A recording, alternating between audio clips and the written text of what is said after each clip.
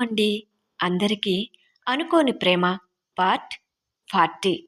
మరిక ఆలస్యం చేయకుండా కథలోకి వెళ్దాం. తన క్యాబిన్లో కూర్చున్న ఆదిత్య తన ఆలోచనలో మునిగిపోతాడు. ఛాయ మా ఇంటికి రావటం ఇది నిజంగా ఒక మంచి పరిణామం. ఛాయ చాలా మంచిది, హానెస్ట్గా ఉంటుంది. నా కుటుంబంతో కూడా చాలా బాగా కలిసిపోయింది.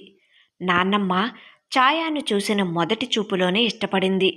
వసు అయితే ఛాయాతో వెంటనే ఫ్రెండ్షిప్ స్టార్ట్ చేసేసింది. అయినా ఛాయాలో ఏదో ప్రత్యేకమైన ఆకర్షణ ఉంది. ఆదిత్య ఇలా తన ఆలోచనలలో మునిగిపోయి ఉండగా డోర్ ఓపెన్ చేసుకుని రఘు లోపలికి వస్తూ, ఏంటిరా, మార్నింగ్ ఆఫీస్కు వచ్చిన వెంటనే ఎక్కడికి వెళ్ళావు?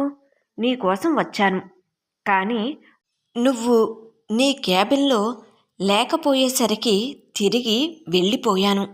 అయినా ఈ మధ్య నా అవసరం అసలు లేకుండా పోతుందిలే. కనీసం చెప్పను అయినా చెప్పకుండా వెళ్ళిపోతున్నావు అంటూ ఆట పట్టిస్తున్నట్లుగా అంటాడు రఘు. అతని కళ్ళల్లో ఒక విధమైన చిలిపిదనం మెరుస్తుంది. ఆదిత్య చిన్నగా నవ్వుతూ, నువ్వు వస్తావని నాకు తెలుసులేరా, కానీ టైం లేకపోవటంతో నీకు చెప్పకుండా వెళ్ళవలసి వచ్చింది. అయినా ఏంటిరా, నీ మొహంలో కొత్త కళ కనిపిస్తుంది, నాకేదో తేడాగా అనిపిస్తుందే అంటూ రఘు తన కళ్ళతోనే ఆరా తీస్తుంటాడు. కాంట్రాక్ట్ పెళ్లి తర్వాత నీలో ఇంత మార్పు వస్తుందని అనుకోలేదురా ఆదిత్య అంటాడు రఘు. ఆదిత్య కొంచెం తడబడుతూ, అదేం లేదు కానీ అది ఈరోజు మా ఇంటికి ఛాయ వచ్చిందిరా అంటాడు. ఛాయానా? నిజంగానా? తను అక్కడికెందుకు వచ్చిందిరా అని రఘు కళ్ళలోని ఆశ్చర్యం మరియు కుతూహలం ఒకేసారి కనిపిస్తాయి. ఆదిత్య జరిగిన విషయం అంతటినీ రఘుకి పోచగుచ్చినట్లు చెప్తాడు. తన నాన్నమ్మ మరియు వసును కలవటం గురించి చెప్తాడు. రఘు అంతా విని ఒక్కసారిగా అంటాడు, వావ్ ఆదిత్య, నువ్వు నిజంగా చాలా ఫాస్ట్ అయిపోతున్నావురా. కాంట్రాక్ట్ పెళ్లి చేసుకున్న అమ్మాయిని ఇంటికి కూడా తీసుకువెళ్ళావా? నీలో ఇంత మార్పు వస్తుందని నేను కలలో కూడా ఊహించలేదు ఆదిత్య అంటూ రఘు ఆశ్చర్యానికి అవధులు ఉండవు. ఆదిత్య కొంచెం ఇబ్బందిగా నవ్వుతూ, అలాంటిదేం లేదురా రఘు, నీకు తెలియందేముంది, మా నాన్నమ్మ ఛాయాని ఒకసారి కలవాలని అన్నారు. అందుకే తనని రిక్వెస్ట్ చేశాను మా ఇంటికి రావాల్సిందిగా అంటాడు. ఓ అవునా? నాన్నమ్మ తీసుకురమ్మనకపోతే నువ్వు పిలిచేవాడివి కాదంటావా అని రఘు కళ్ళెగరేస్తూ ఆట పట్టిస్తాడు. మరి ఛాయ నువ్వు అడిగిన వెంటనే ఒప్పుకుందా అంటాడు రఘు. హా, ఒప్పుకుందిరా, కొంచెంసేపు సస్పెన్స్ పెట్టి అని నిట్టూరుస్తూ చెబుతాడు ఆదిత్య. అయినా చాలా చాలా మంచి అమ్మాయిరా, అందం కూడా అని మెల్లగా చెబుతుండగా, ఆ ఏంటో సరిగా వినిపించటం లేదు అంటాడు రఘు ఆదిత్య చెప్పే మాటను అర్థం చేసుకుని. అదేరా, తను మా ఫ్యామిలీతో కూడా చాలా బాగా కలిసిపోయిందని. అతని స్వరం మృదువుగా మారుతుంది. అంటే కథ మొదలైందన్నమాట అని రఘు కాంట్రాక్ట్ పెళ్లి కాస్త లవ్ స్టోరీగా మారుతుంది అన్నమాట అని నెమ్మదిగా అనుకుంటాడు నవ్వుకుంటూ. ఏంటిరా అంటున్నట్టున్నావు అంటాడు రఘు అనే మాటలు సరిగా వినిపించక. హా, ఏం లేదురా అంటాడు రఘు. ఆ సాయంత్రం ఆఫీసు పూర్తయిన తర్వాత తన మొబైల్ని తీసుకుని, ఏంటో ఈ క్యాబ్ బుక్ అవటం లేదు, మార్నింగ్ ఉమా నన్ను ఇంటర్వ్యూ చేస్తూ అని ఎగ్గొట్టేసింది. నేను అప్పటికీ అంటూనే ఉన్నాను, నువ్వు చెయ్యకపోతే సాయంత్రం నన్ను వర్క్ కంప్లీట్ చేయటానికి నా బుర్ర తింటావని అని ఉమని తిట్టుకుంటూ బయటకు వచ్చిన ఛాయాకి ఎదురుగా బైక్ మెకానిక్కి డబ్బిస్తూ ఫ్యూన్ కనిపిస్తాడు.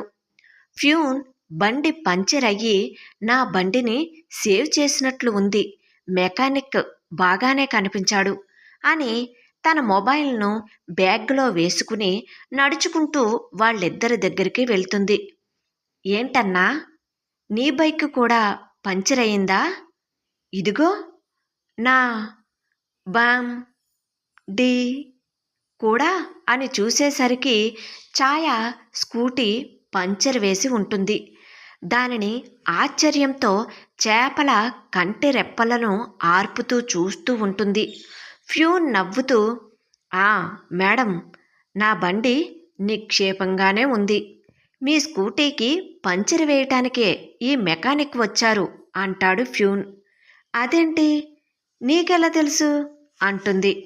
అదా మేడం, మార్నింగ్ ఆదిత్య సార్ అర్జెంటుగా మెకానిక్ని తీసుకువచ్చి మీ బండికి పంచర్ వేయించమని ఆర్డర్ వేశారు.